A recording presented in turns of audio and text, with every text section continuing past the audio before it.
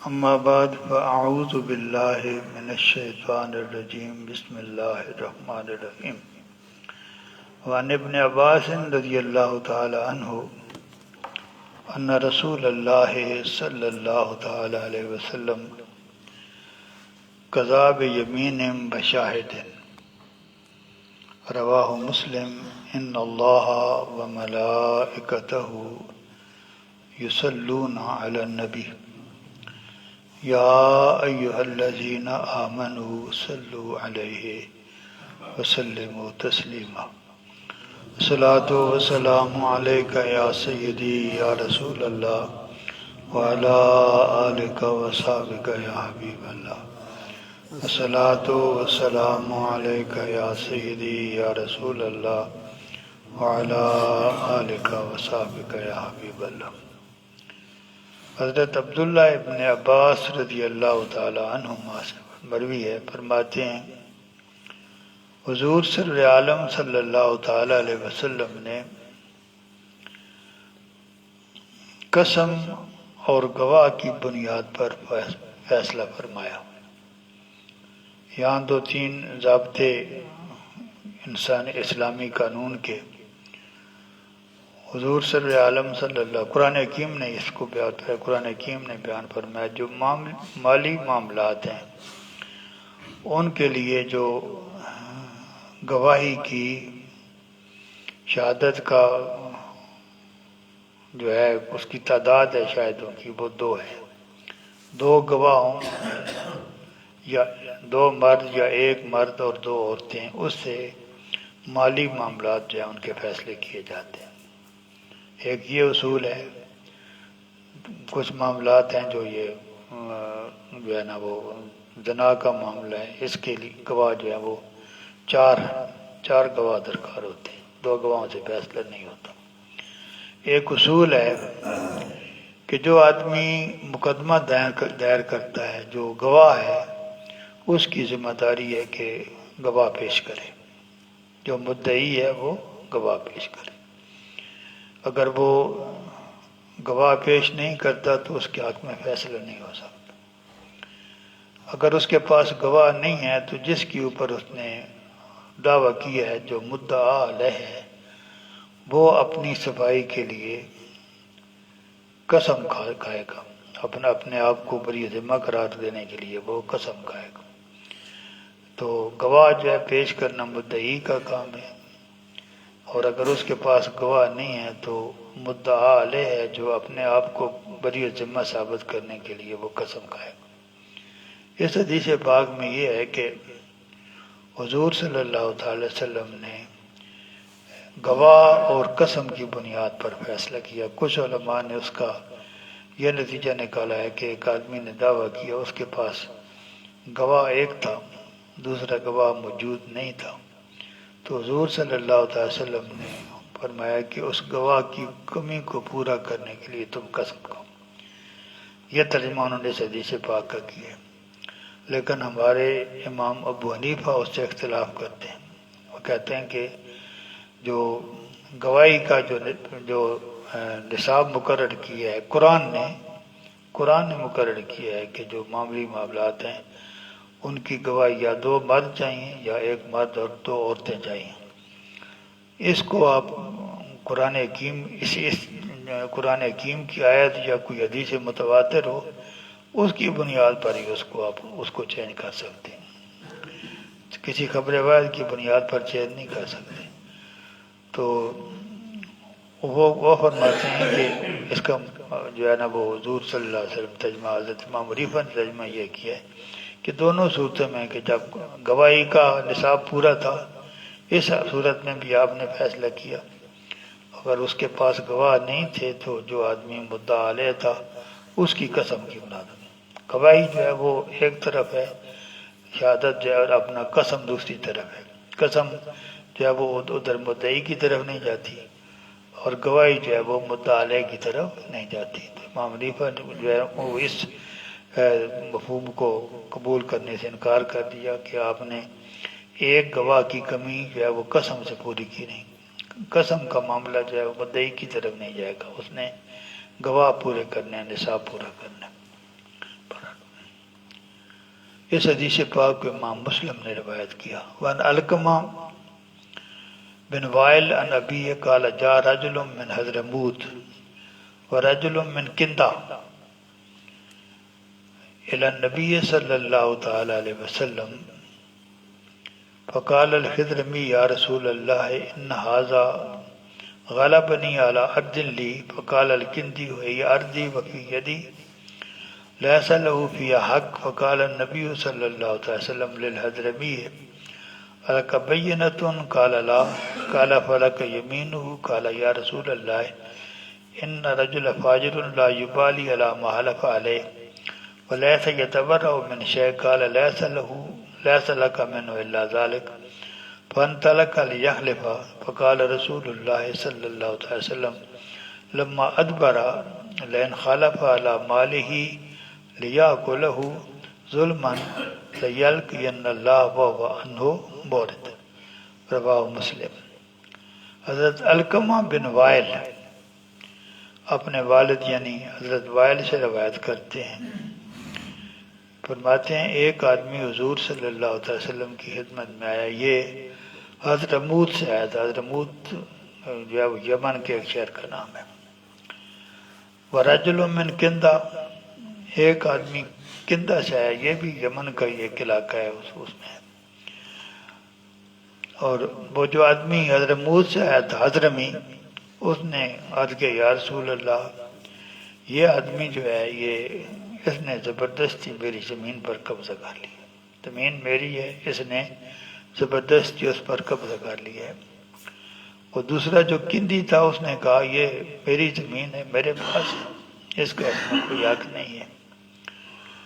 تو حضور صلی اللہ علیہ وسلم نے اس حضرمی سے جو مدعی تھا اسے پوچھا کیا تمہارے پاس گواہ ہے؟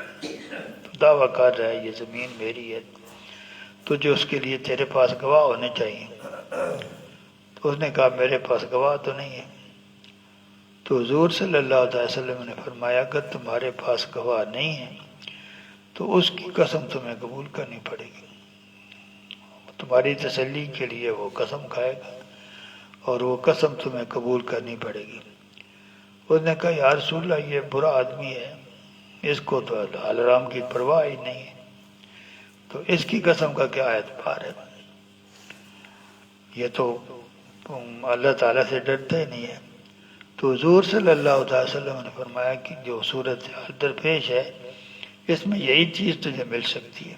تو دعویٰ کر رہا ہے گواہ تیرے پاس ہے نہیں، وہ دعوے کا منکر ہے۔ شریعت کا ضابطہ یہ ہے کہ جو مدعی ہے وہ گواہ پیش کرے، اگر اس کے پاس گواہ نہیں ہے تو مدعا علیہ جو ہے اس سے قسم لی جائے، تو یہی تو تیرے لیے ہے، تجھے قبول کرنی پڑے گی۔ وہ آدمی چلا تاکہ قسم کھائے، قسم کھانے کے لیے چلا۔ جب وہ حضور صلی اللہ علیہ وسلم سے دوسری طرف جانے لگا پیٹ پھیر کر، تو آپ نے فرمایا کہ اگر مال اس کا اس نے قسم کھائی تو قیامت والے دن جب اللہ تعالیٰ کی بارگاہ میں، دنیا میں تو ہو سکتا ہے زمین حاصل کر لے موجیں کرتا رہے، لیکن قیامت والے دن جب یہ اللہ تعالیٰ کی بارگاہ میں حاضر ہوگا تو اللہ تبارک و تعالیٰ اس سے اپنا رخ انور پھیر لیں گے۔ یہ بھی بہت بڑی سزا ہے قیامت والے دن کہ اللہ تبارک و تعالیٰ کسی آدمی کو اپنا دیدار عطا نہ کرے۔ اس حدیث پاک کو امام مسلم نے روایت کی ہے۔ وعن ابی ذر رضی اللہ تعالی عنہ انہ سمع رسول اللہ صلی اللہ علیہ وسلم یقول من ادعى ما ليس له فليس منا فلیتبوأ مقعده من النار۔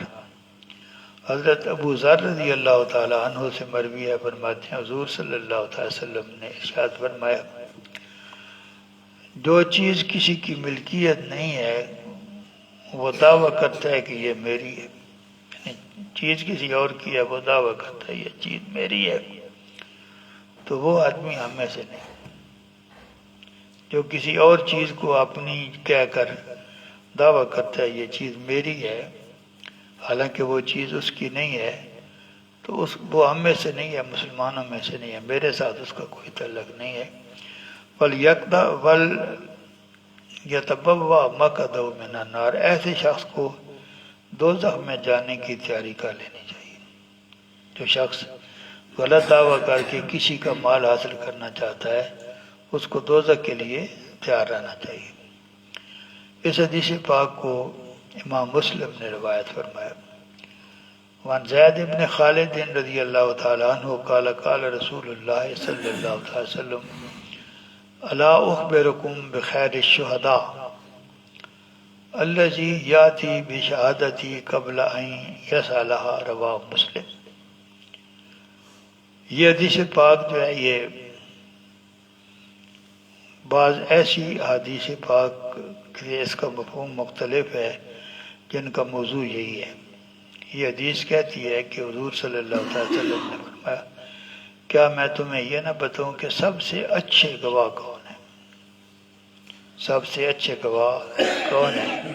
پھر آپ نے خود ہی فرمایا کہ سب سے اچھے گواہ وہ ہیں کہ ان سے گواہی دینے کے لیے کہا بھی نہ جائے اور وہ گواہی کے لیے پیش ہو جائیں۔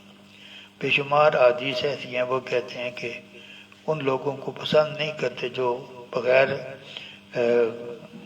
کہے کہ ان سے کہا جائے کہ گواہی دو تو وہ گواہی دیں، ان کو شریعت ناپسند کرتی۔ مختلف صورتیں ہوتی ہیں۔ اگر کوئی آدمی ایسا ایک مثال کے طور پر کوئی غریب آدمی ہے جس کا کوئی مددگار بھی نہیں ہے، اس کی چیز کوئی دوسرا آدمی طاقتور قبضہ کر لیتے ہیں تو یہ آدمی جو ہے یہ کسی چیز کا گواہ ہے، اس کی مدد کر سکتا ہے، اس کو پتہ نہیں ہے تو اس کے کہنے کے بغیر یہ اس کے حق میں گواہی دیتا ہے۔ اس قسم کی سچویشن میں یہ حدیث ہوگی۔ باقی عام وہی ہے کہ جو اچھا وہی ہے جو، کیونکہ خاص کر ایسے معاملات جن پر حد نافذ ہوتی ہے یا سزا وغیرہ ہوتی ہے تو شریعت جو ہے وہ پردہ ڈالنے کی جو ہے وہ تجویز دیتی ہے، ترغیب دیتی ہے کہ پردہ ڈالو۔ تو بعض ایسے معاملات ہیں جہاں کسی غریب کے ساتھ ظلم ہو رہا ہو، اگر یہ آدمی گواہی دے گا تو ظلم سے بچ جائے گا۔ اس قسم کی صورتحال میں اس حدیث پہ عمل ہوگا۔ عام عمل انہی حدیثوں پہ ہے کہ جو آدمی بغیر پوچھے گواہی دے اس کو شریعت پسند نہیں کرتی۔ ایسی آگے حدیثیں آئیں گی، اسی باب میں آئیں گی کہ جو حضور صلی اللہ علیہ وسلم نے فرمایا کہ ایسے آئیں گے بعد والے زمانے میں لوگ کہ ان سے کوئی کہے گا بھی نہیں گواہی دو تو پہلی گواہی کے لیے حاضر ہو جائیں گے، وہ اس کو ناپسند کیا شریعت۔ وآخر دعوانا ان الحمدللہ رب العالمین۔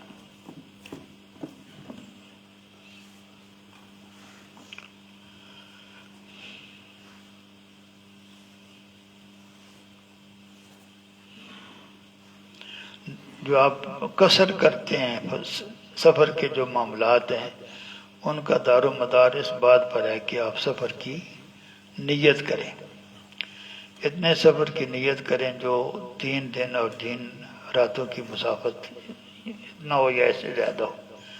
اگر اتنا آپ نے سفر کا ارادہ کیا ہے تو پھر آپ مسافر بن گئے ہیں تو آپ پر وہ احکام نافذ ہوں گے۔ یہ نیت کرنے کے لیے کچھ شرطیں ہیں۔ وہ شرطیں کیا ہیں؟